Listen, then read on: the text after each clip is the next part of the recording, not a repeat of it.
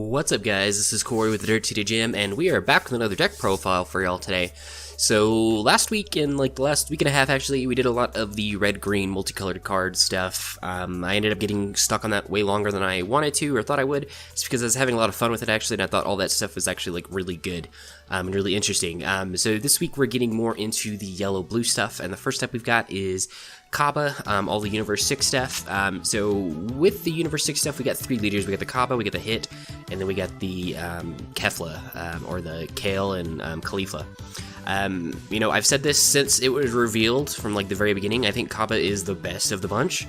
I still think Cabba is probably the best leader out of the whole set 7, conglomerate as it is. Obviously, it was an expert deck as opposed to in the actual main set, but I still include it in that whole set 7 mix. And I think Cabba's the best one. I think it's kind of maybe even by far the best one. I think what it does is the best. It brings such an interesting spin to the game and all that kind of stuff. So anyway, today we're going to actually take a look at our U6 list. I've been messing with this a lot actually since set 1, or since the set was released, and I finally found something that I'm comfortable with, and I've been having a lot of success with. I've worked out a lot of the kinks that I had with it, a lot of different issues, kind of basing it on some other lists I've seen, kind of taking things that I want in the list and what I think needs to go on the list and all that kind of stuff. But let's go ahead and get into the list. Alright, so first up we've got our leader Cabba, and then Cabba and Vegeta on the back.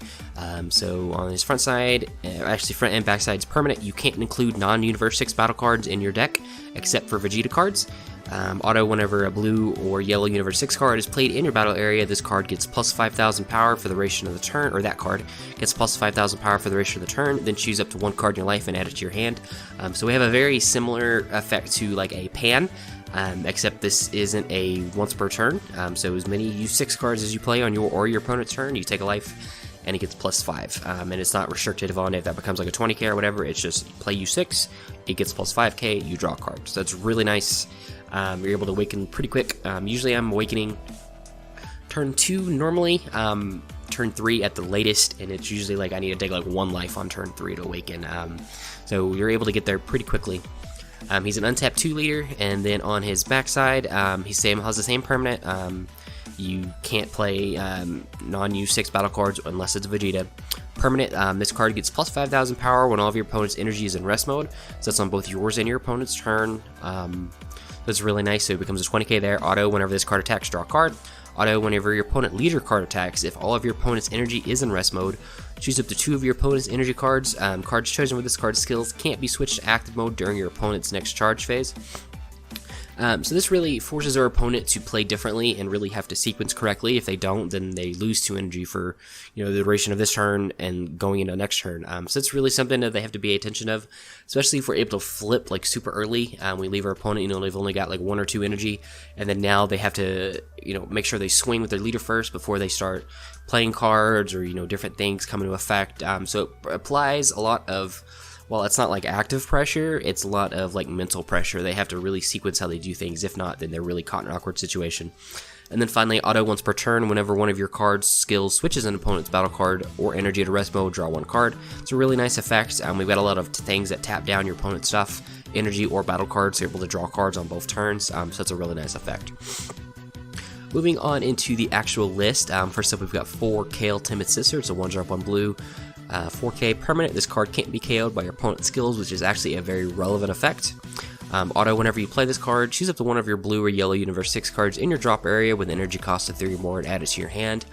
This is a pretty nice card. This is really just an evolve piece. This is, as you get later in the game, it's able to cycle cards back to you, so you're not losing a lot of advantage. And that becomes pretty relevant as well. There's a nice little chain you can start building up actually with the Kale Timid Sisters. It's really nice. Next up we've got 4 Sisterly Bonds Kale. It's a 2 drop, 1 blue, 9k. Auto, whenever you play this card from your hand and your leader card is a Universe 6 card, look up to 10 cards from the top of your deck.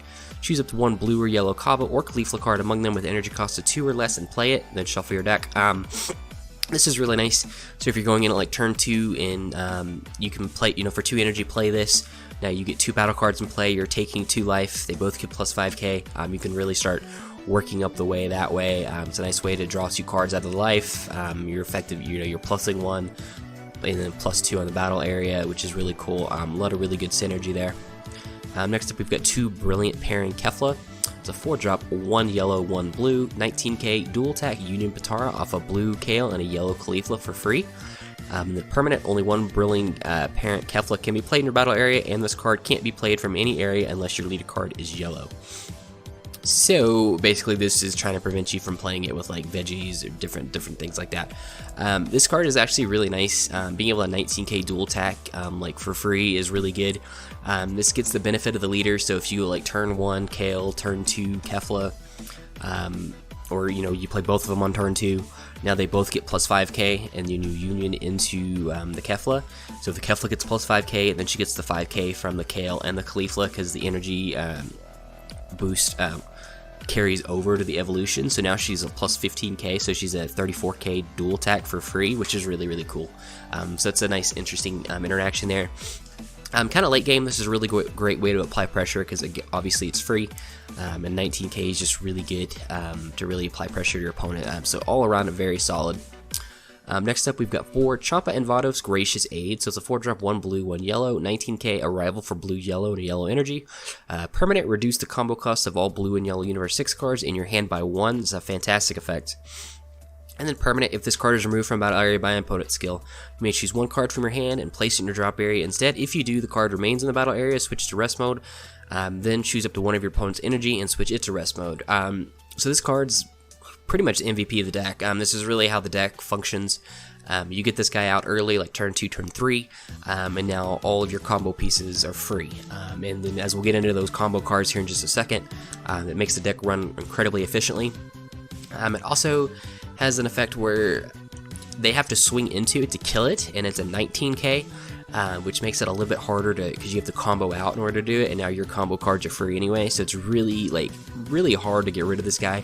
And then whenever he gets removed from the battle area or killed by a skill, you can just pitch a card and bring him back, and then punish your opponent by tapping one of their energy, which if you're doing it with the leader on the awakened side, you get to draw a card. So you effectively do that for free, which is really nice. Just a very solid card. 19k super relevant aggressively for attacking. If you play this like before you leader flip, now he's a 24k that swings, which is really good. Very solid card. Alright, next up we've got 4 Kale, the Awakened Sister. So she's a 4-drop, 2 blue, 20k critical auto during your turn. At the end of a battle, after you combo with this card, choose the 1 blue Kale card in your battle area and play this card on top of it. And then auto, whenever you play this card, choose one of your opponent's battle cards in rest mode, negate that card's skills for the duration of the turn, and return it to its owner's hand. So this is one of the first combo cards, kind of we were talking about off the Champa and Vados.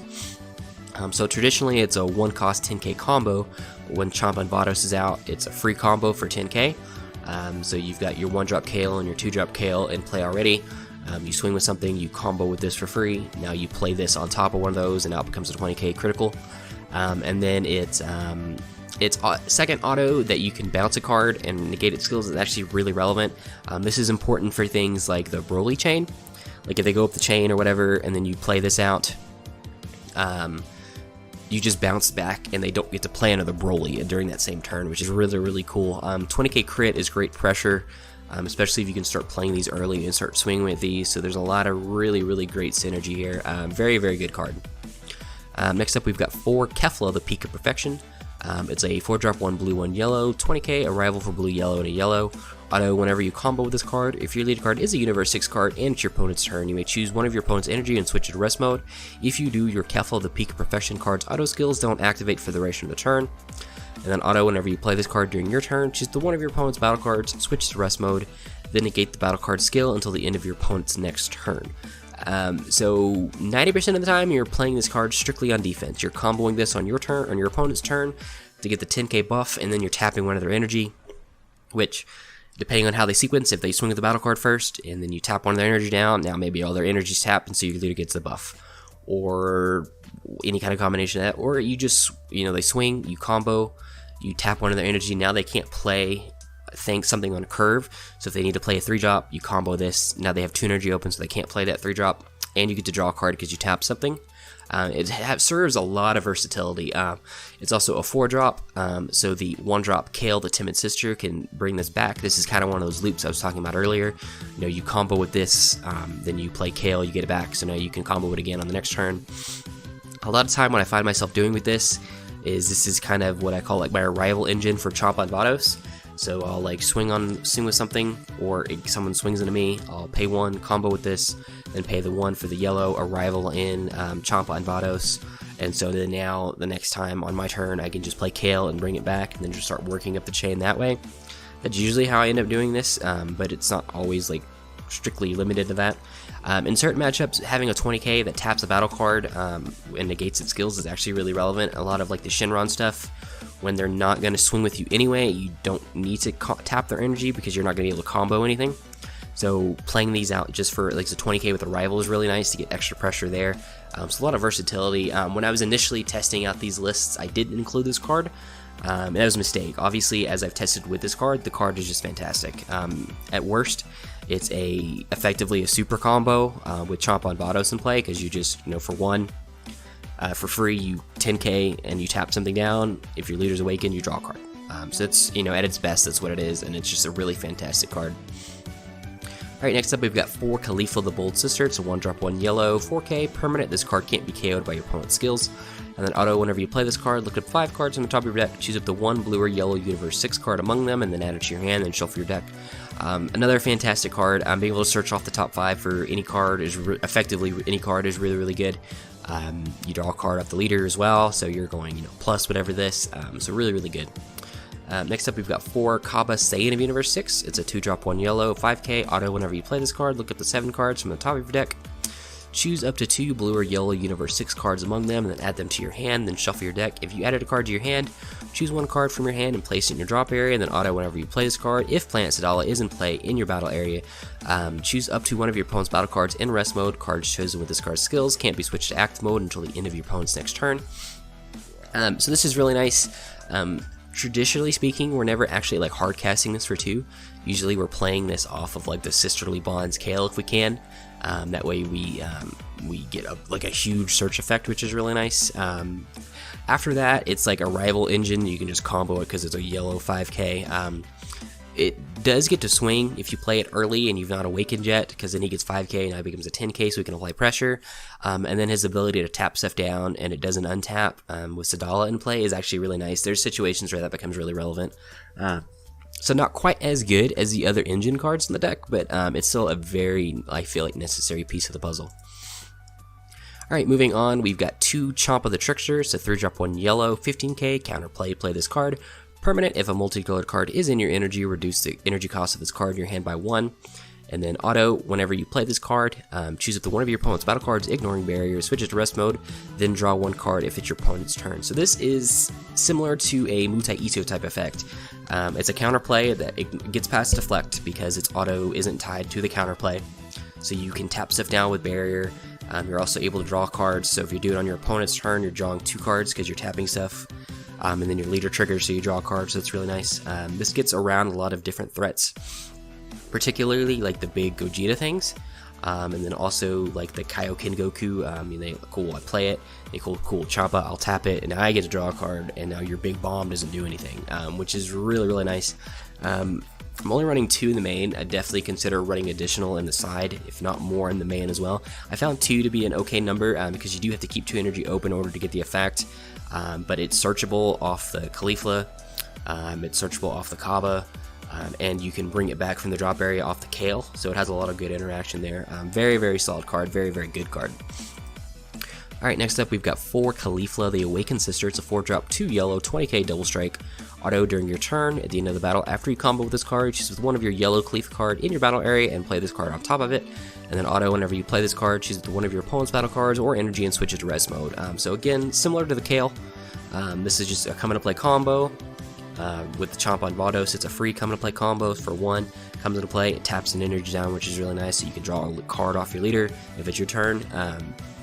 And then just the fact that it presents 20k double strike is just fantastic. A lot of the good turns with this is especially early in the game. Let's say your opponent's just like sitting with 1 energy open, they don't want to like activate your leader, so on your turn you like just combo with this. Now they tap that, now your leader gets a 5k buff, you get to draw a card, and now you have a 20k double striker on board that presents a lot of pressure. Very, very, very good card.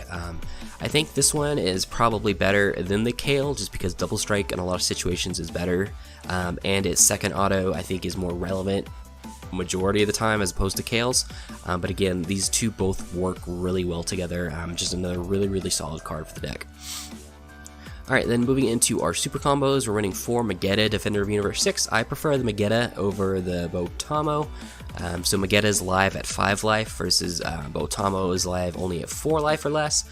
The difference is Botamo is always a 0-10k versus this is a 0-0k until you get to 5 life, so there is some trade-off there. It's really up to you and playstyle depending on what you prefer.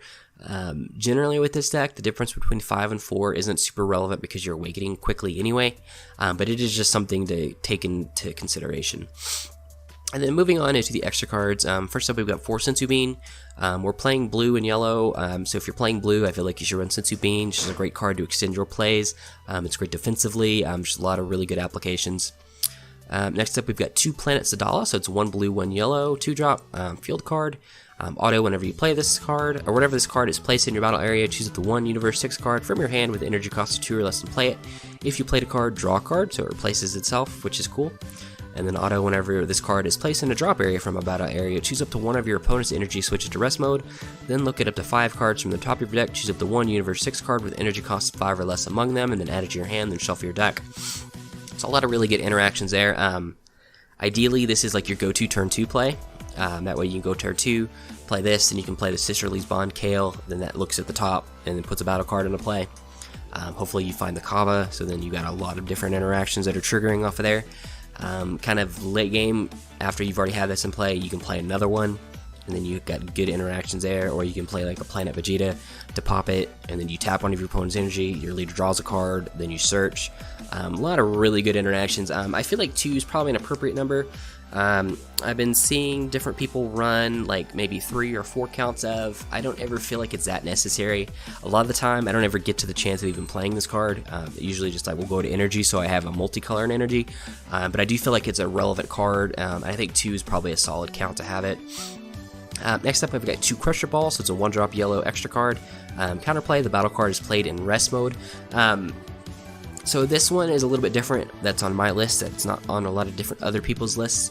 I do feel like this card is just very good in general, and the fact that we have access to yellow energy, I feel like it's good to have access to it.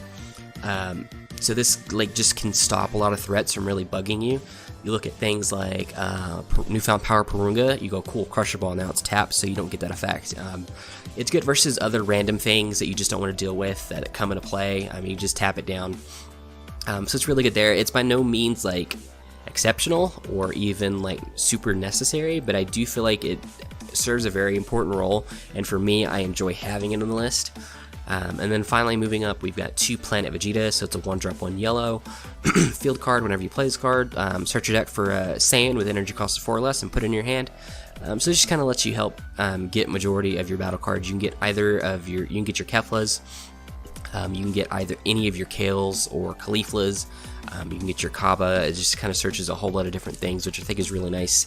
Again, not super necessary for this, it's just a searcher, a 1-drop searcher, but it has nice interactions where you can play this after playing the Planet Sadala, so you get the full effect of the Planet Sadala, and it kind of like fixes your different things and stuff like that. So I do think it's pretty interesting in the deck.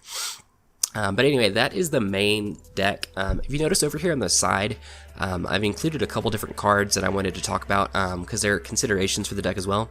The first up is Frost Deadly Poison. So this is a 3-drop 1 blue 1 yellow extra card. It's a counterplay. The battle card your opponent is playing is played in rest mode. With its skills negated for the duration of the turn, then draw 1 card. Then if your life is at 3 or less, choose up to 1 of your blue or yellow energy and switch to active mode.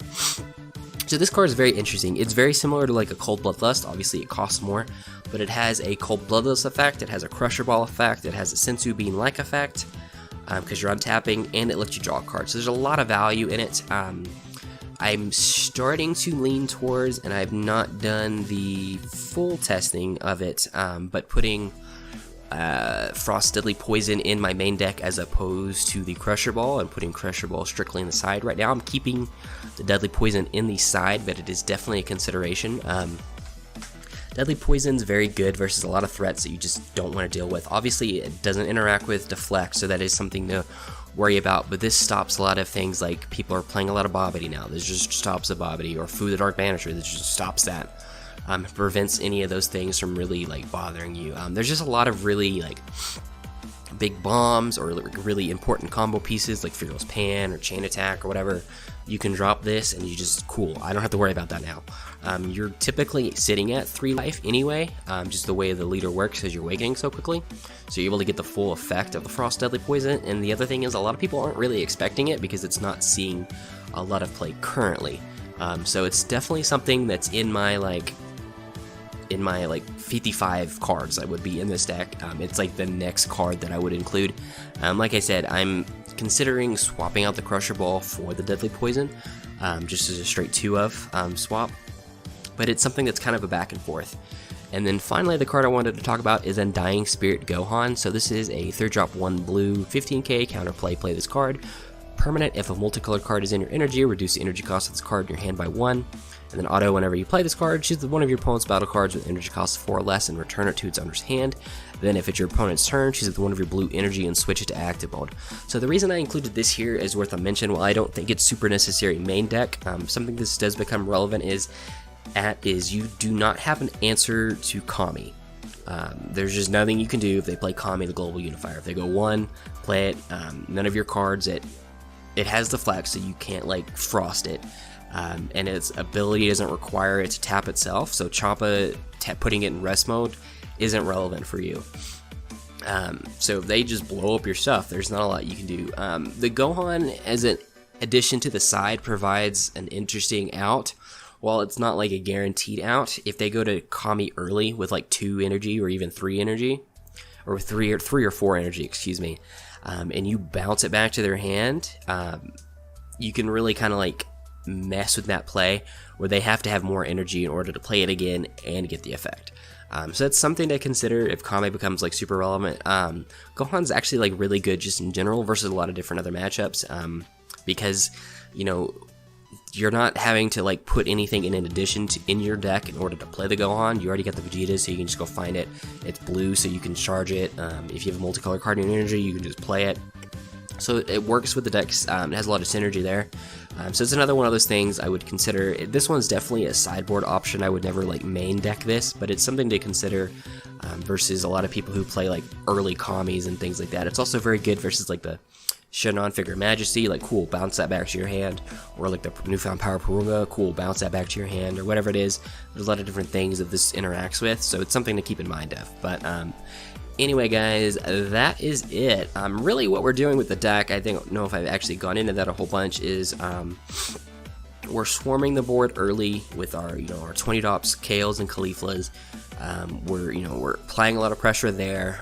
We're applying pressure on our opponent's turn by tapping down their stuff, not allowing them to really get into, or making them sequence poorly, or incorrect, or forcing them to sequence correctly.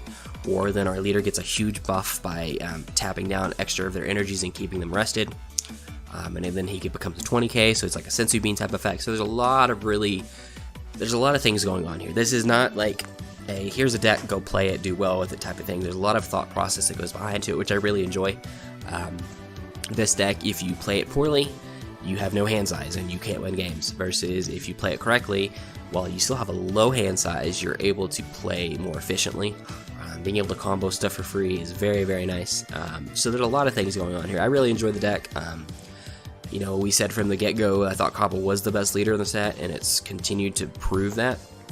So very, very happy with it. But anyway, guys, that is it, and we will see y'all next time.